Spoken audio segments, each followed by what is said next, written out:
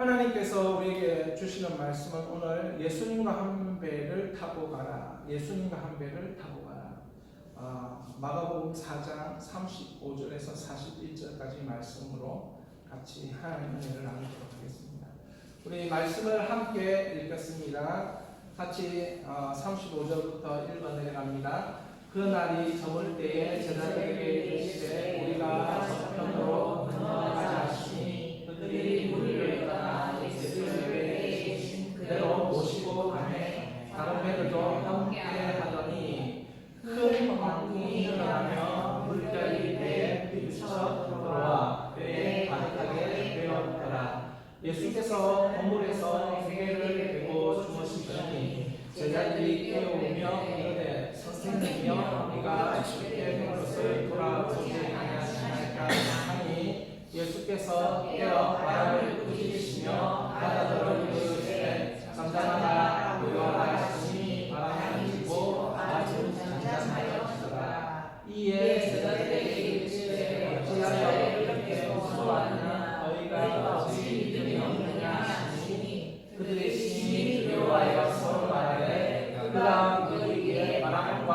바다도 순종하는가 하였더라. 아멘. 여러분 우리가 한 배를 탔다 이런 말을 이제 할 때가 종종 있는데 그것은 뭐 내가 그 사람과 뜻을 같이 할 때 그리고 그 사람이 너무 좋을 때 그리고 목적이 너무 선할 때 뭐 이렇게 의리를 지키려고 할 때 뭐 이럴 때 사용하는 게 한 배를 탔다 이런 말들을 종종 사용합니다. 저는 오늘 이 본문을 보면서 예수님과 한 배를 타고 가는 제자들을 만나게 되는 것입니다. 35절에 보니까 우리가 저편으로 건너가자 하시니 저편으로 건너가자 하시니 이 그때 말하는 저편은 다른 복음서에 보면 가버나움에서 사역을 다 하신 후에 그라사로 넘어가는 그 광경을 이제 이 마가복음 4장에 기록한 것이다. 그래서 마태복음 8장에도 이와 비슷한 사건을 기록하고 있고 누가복음에도 기록하고 있습니다.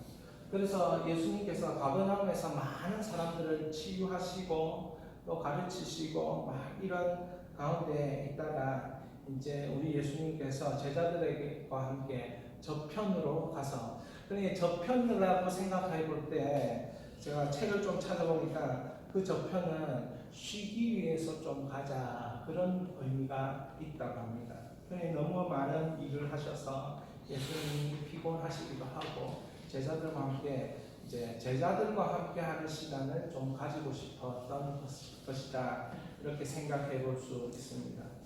여러분 예수님께서 나와 한 배를 타고 저편으로 가자 그런 말씀하실 때 여러분은 저편이 어딘가를 모르지만 예수님 가자 하면 한번 가실 의향이 있습니까? 네. 모르지만 예수님이 가자 하니까 여러분들도 주위에 여러 사람들이 있다가 신뢰가 가는 사람 저 사람하고 있으면 안전하겠다 믿음이 가는 사람한테는 그 사람이 말을 하면은 그래 그쪽으로 내가 같이 가지 이렇게 뭐 설명이나 이런 거 하지 않는다도 그런 마음이 우리가 들게 되는 것입니다. 자 그런데 예수님과 함께 배를 타고 가는데 일이 일어났어요. 어떤 일이 일어났냐면 37절입니다. 함께 읽겠습니다. 큰 광풍이 일어나며 물결이 배에 부딪혀 들어와 배에 가득하게 되었더라.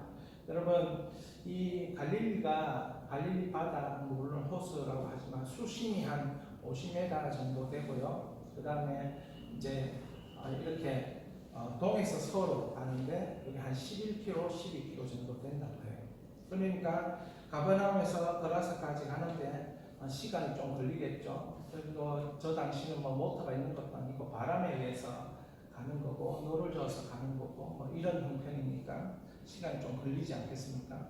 그러니까 이 아주 시간이 늦은 시간이 이렇게 된 것이에요. 그런데 이게 이제 갈릴리 바다가 그 지상보다 210m 정도 낮다고 해요. 그러니까 거기서 뭐 헐몬산에서 불어오는 뭐 이렇게 산을 넘어오는 바람 같은 게 있는데 그 바람이 광풍이라는데 요즘 말로 하면 허리케인 정도 된다라고 하는 것입니다. 그런데 오늘 성경을 보니까 물결이 배에 부딪혀 들어왔다 이렇게 돼 있어요. 들어왔다. 여러분 물이 부딪혀가지고 배가 흔들린다 이게 아니고 배가 이제 물이 배로 들어왔다. 이러한 표현은 어떤 표현입니까? 배가 침몰할 수도 있다. 이런 표현이거든요. 그러니까 위협을 느낀 제자들은 우리가 익사해서 죽을 수도 있겠구나 이런 생각을 하게 됩니다. 물론 거기 어부들이 이제 예수님 제자 중에 있었기 때문에 이 상황을 직감했을 때 더 심각한 상황이다라는 걸 느끼고 있었을 것입니다. 그런데 그 배에 물이 들어왔는데 그냥 조금 들어온 게 아니고 어떻게 되어 있습니까? 배에 가득하게 되었더라. 익사해서 죽을 수도 있겠구나. 침몰할 지경인데 예수님은 지금 뭐 하시는가 이런 생각을 하면서 막 불안에 떨고 예수님을 찾아가고 막 그런 상황이 벌어진 것이에요. 38절에 보니까 어떻게 되어 있습니까? 예수께서 고물에 베개를 베고 주무시더니 제자들이 깨우며 이르되 선생님이여 우리가 죽게 된 것을 돌보지 아니하시나이까. 자, 배가 침몰할 지경으로 흔들리고 물이 가득히 들어왔음에도 불구하고 예수님은 뭐 하고 계셨다고요? 주무시고 계셨다는 거죠. 온종일 병을 치료하고 가르치는 거랑 너무 피곤하고 그 광풍 속에서도 잠이 있었다는 거죠. 왜 이렇게 예수님은 평안하실까? 우리의 두려움을 몰라서 그런 것일까? 예수님 지금 이 상황을 외면하고 계시는 것일까? 자, 여러분은 어떤 생각이 드십니까? 선생님이 우리가 죽게 된 것을 돌아보지 아니하시나이까 하면서 막 이렇게 그 제자들이 부르시잖아요. 히브리서 4장 15절에 보면 개역 한글에 개역 개정, 개역 한글 이렇게 두 번역 성경인데 한번 읽어봅니다. 우리에게 있는 대제사장은 우리의 연약함을 공정하지 못하시리가 아니요 모든 일에 우리와 똑같이 시험을 받으시는데 죄는 없으시리라. 개역 한글에는 우리에게 있는 대제사장은 우리의 연약함을 체휼하지 아니하는 자가 아니요라고 되어 있습니다. 체휼이라는 것은 우리의 어려움을 예수님 동일하게 다 경험하셨다 이 말이 되는 겁니다. 그것은 이제 하나님이 참 하나님이시면서 예수님이 참 인간이셨다. 인간이 경험하는 고통과 이런 억압과 모든 어려움들을 우리와 동일하게 경험하신 분이어서 모든 일에 우리와 한결같이 시험받는 자이면서도 도움을 줄 수 있는 분이다. 이렇게 말합니다.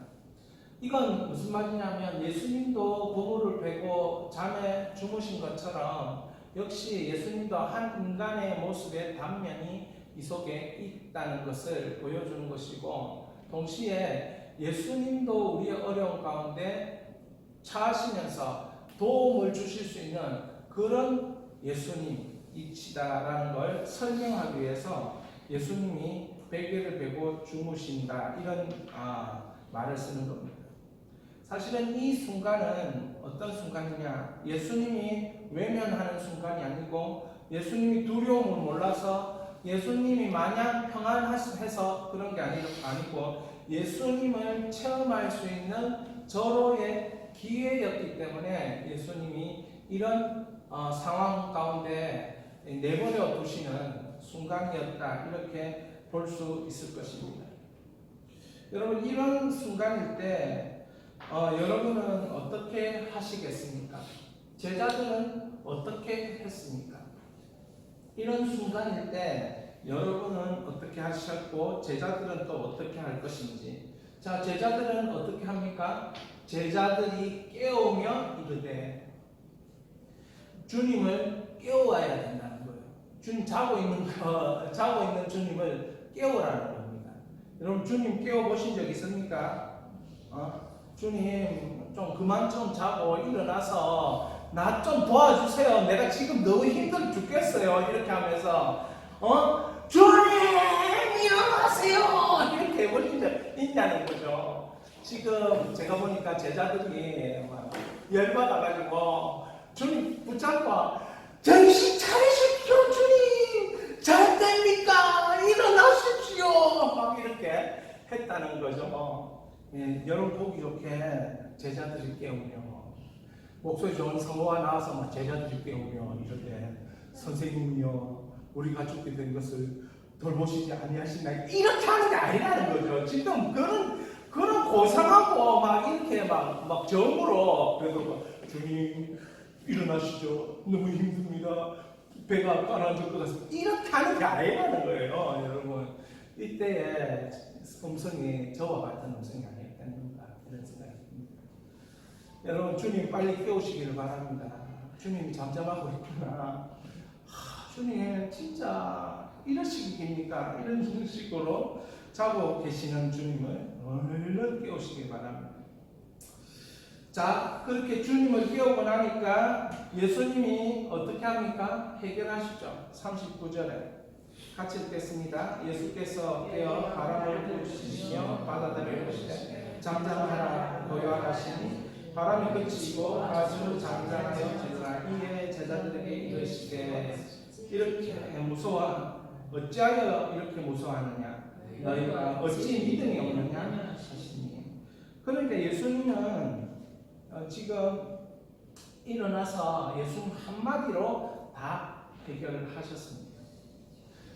그 바람을 향해서 예수님이 꾸짖었을 때에 잠잠하게 되었고 고요하게 되었습니다.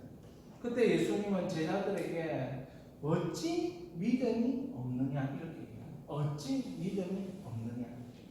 여러분 제자들이 믿음이 없어서 이랬다라고 우리 예수님이 얘기하십니다.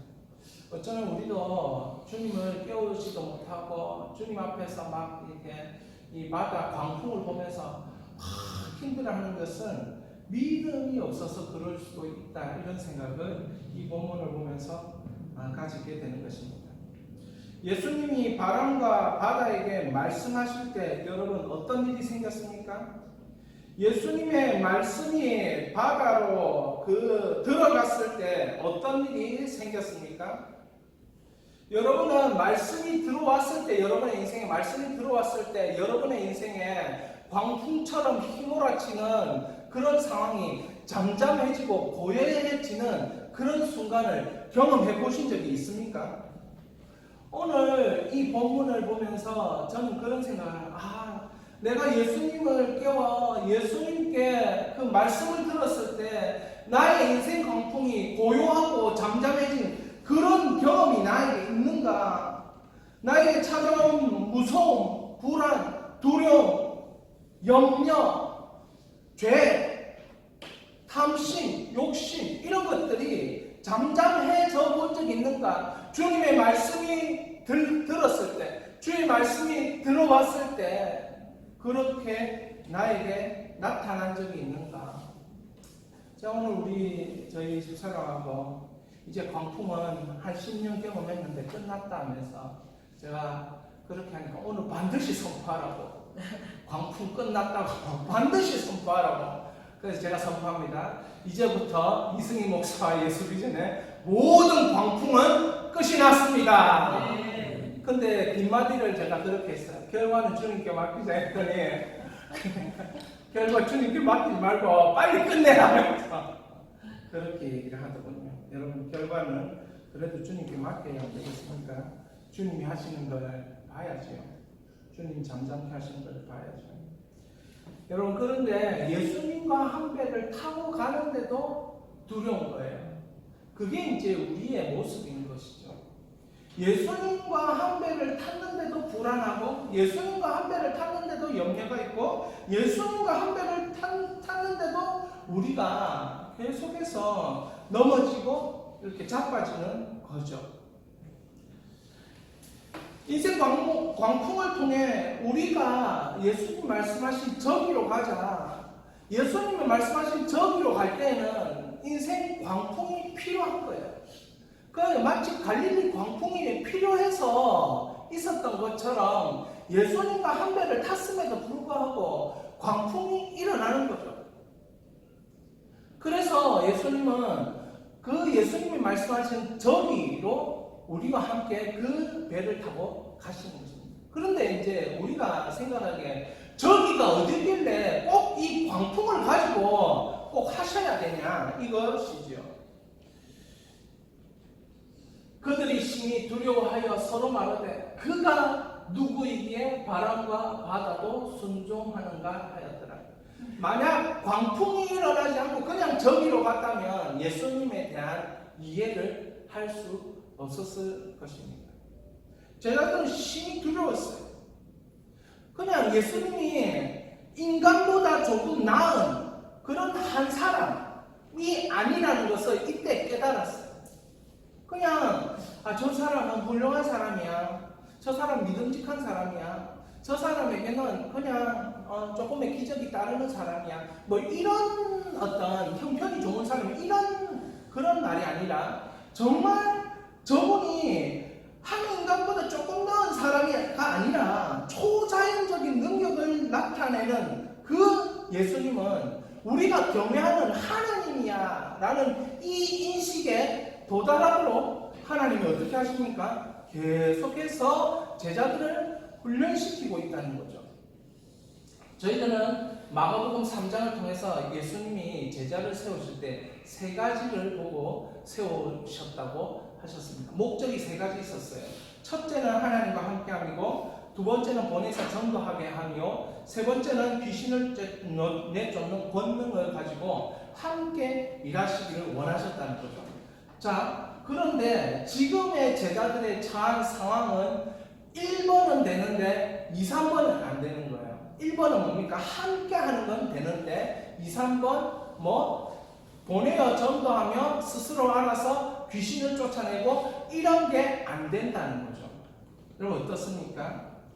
제자들에게 예수님 말씀하신 세 가지가 있는데 그거 되는 거는 하나였고, 배를 탄 그 순간, 강풍을 맞은 그 순간에 그들에게 있어야 될 두 가지는 있지 않은 거예요.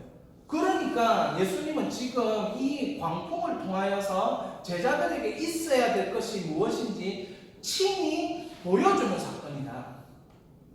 아멘입니까? 여러분 빌립보서에 보면 사도 바울이 이런 말 하잖아요. 너희는 내게 배우고 받고 듣고 본 말을 행하라. 그리하면 평강의 하나님이 너희와 함께 계시리라. 사실 이 광풍이 배에 갈릴리 바다에서 광풍을 만난 이 사건을 통해서 우리는 무엇을 알 수가 있습니까? 예수님께서 함께 하시면 평강의 하나님이 우리와 함께 하시는 것을 보여주는 사건이라는 거죠. 그런데 거기에 앞에 있는 예수님이 보여주시는 거잖아요. 지금 제자들에게 광풍이라도 두려워하지 말라. 그 속에는 하나님의 평강이 있다. 그러면 그 하나님의 평강을 우리가 어떻게 나갈 건가? 이 광풍을 뚫고 그때 해야 될 것은 내가 하는 말을 의지해라. 내가 하는 성품을 의지해라. 내가 하는 이 전능함을 의지해라는 거예요. 자, 여기에서 사도 바울이 내게 배우고 받고 듣고 본 바를 행하라. 제자들도 예수님을 지금 보고 있는 거예요. 예수님이 할 수 있는 게 뭐고, 내가 또 할 수 있는 게 뭐고, 내가 또 듣고 있는 게 뭐고, 내가 또 보고 있는 게 뭐고, 예수님처럼 나도 듣고 보고 배운 바를 행하는 거예요. 행하는 거. 그걸 할 수 있는 제자로 만들기 위해서 지금 이 순간이 필요한 거죠. 하나님 됐습니다. 한 10년 열심히 보고 배웠으니 이제 하겠습니다. 제가 제일 싫어하는 게 이제 뭐냐면 귀신을 내쫓는 거. 왜냐하면 내가 귀신을 내가 내쫓기 싫어서 그런 게 아니고 그 상황에 들어가는 것 자체가 싫은 거예요. 그 초조한 것들하고 이렇게 같이 있는 게 좋겠습니까? 거기 가가지고 내가 한 열 몇 시간 동안 떠나라 하는 게 좋겠습니까? 그냥 이상하게 그런 게 싫은 거야. 한마디만 하고 끝나고 막 그러면 좋죠. 그런데 그게 아니라는 거죠. 그런 인내력과 그런 열심과 그런 열정과 그런 믿음을 가지려고 하면 하나님 만들고 계속 고난 가운데 하나님 알게 만들고 막 그렇게 하면서 제자들이 제자가 되는 거예요. 결정적으로 딱 핵폭탄처럼 터뜨린 그 한 가지가 뭡니까? 성령의 강림 사건이었죠. 저는 여러분들이 이 광풍을 한 배를 타고 가는 여러분 되시기를 바라면서 광풍이 오는 것을 이상히 여기지 말고 무엇을 의미하는지 알고 여기서 예수님이 어떻게 하는지 내가 보고 나도 예수님의 삶을 재현하리라. 예수님의 말씀을 의지한 게 뭔지를 이제 여러분도 알아가는 그런 순간이, 그런 제자 훈련이 되시는 그런 은혜가 있기를 바랍니다.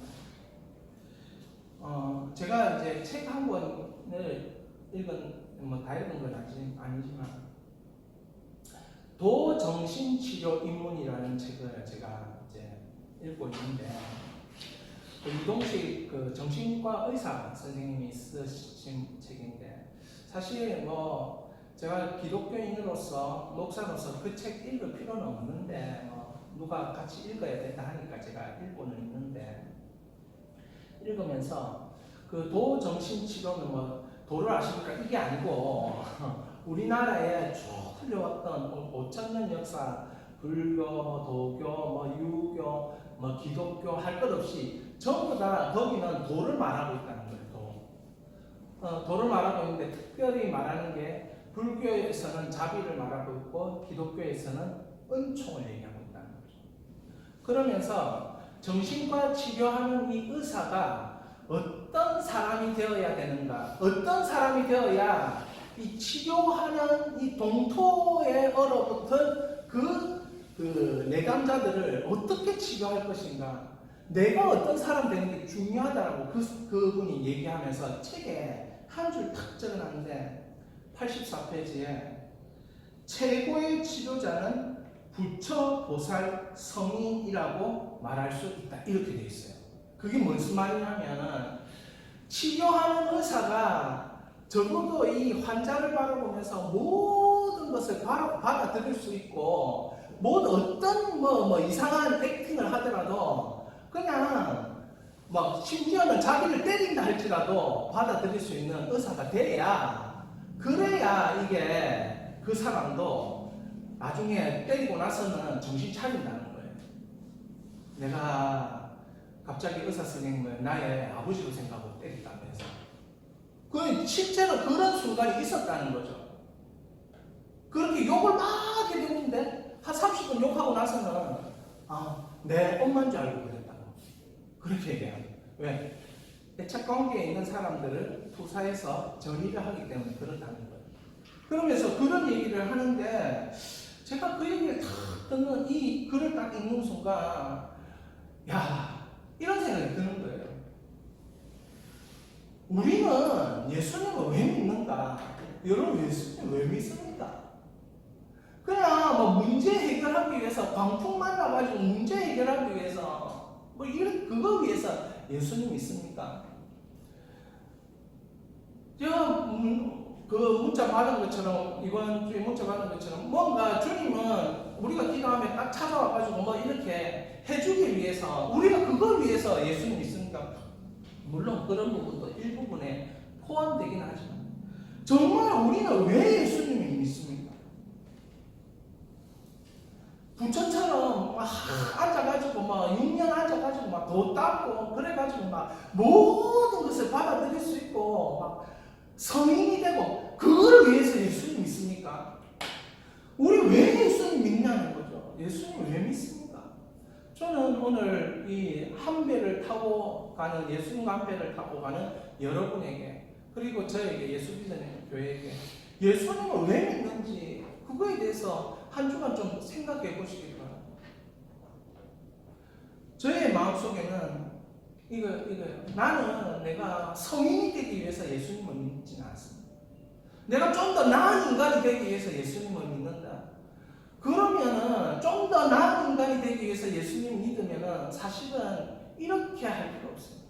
그냥 책 많이 읽고 그냥 많이 참고 많이 인내하고 이렇게 하면 막 그냥 그 사람은 인격 좋은 사람이고 훌륭한 사람이에요. 그 사람 어디 가서나 대우받고 인정받고 그 정도의 인격과 그 수양이 된 사람.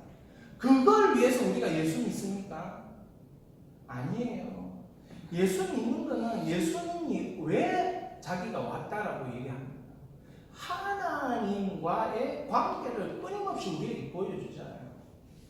나는 아버지의 뜻을 행하러 왔다라고 끊임없이 우리에게 말씀하셨죠. 그것처럼 우리가 예수 믿는 것은 나에게 하나님 아버지가 있다라는 것을 이걸 믿기 때문에 예수 믿는 거예요. 그리고 아버지의 뜻이 하나님 아버지 모든 우주 만물을 창조하신 하나님 아버지 뜻이 내 속에 있고 내가 그 뜻을 펼치기 위해서 산다라고 부르심을 받은 것을 믿기 때문에 우리는 예수님을 믿게 된 거예요. 그러니까 우리가 예수 믿는 거를 그냥 내가 좀 더 나은 인간이 되기 위해서 예수 믿는다 이거를 하면 그냥 뭐 가정이 잘 되기 위해서 예수 믿는다, 내 한 인생이 잘 되기 위해서 예수 믿는다, 그거는 일어날 수 있는 열매적인 부분이긴 하지만 핵심은 그게 아니에요. 예수 믿는 핵심은 하나님이 나와 함께 하시고 하나님 아버지의 뜻을 이루어 나가는 구원받은 한 개인이 되기 위해서 예수 믿는 거예요. 그리고 그것이 우리 하나님 아버지의 세계인, 이 하나님의 세계인 영혼들을 하나님 앞으로 인도하고 그 사람들을 하나님 자녀로, 그 사람들을 하나님의 뜻 가운데 살게 하는, 그래서 예수 믿는다는 건 너무너무 포괄적인 거예요. 예수 믿는다는 건 너무너무 깊은 거예요. 우리가 예수님과 한 배를 타고 가면서 저기에 가자라고 말씀하실 때 저기에 갈 수 있겠다. 그 저기가 어디냐? 저기가 어디냐? 그냥 그 배 타고 가보면 저기가 예수님이 말씀하신 그곳이, 그곳이 어디냐면 예수님 왜 믿습니까? 라는 것에 대한 대답이라는 거죠. 그 저기라는 게 진영이라기보다는 우리가 예수님 왜 믿습니까? 라는 그 대답이 딱 이게 아우가 맞아 떨어지는 그 순간이 예수님과 함께 배를 타고 가는 저기로 가자가 되는 것이다. 저는 개인적으로 그렇게 확신합니다. 여러분들도 이 예수님과 한 배를 타고 가고 있는 가운데 여러분의 삶이 참 예수님이 가자 하는 곳으로 갈 수 있기를 축원합니다.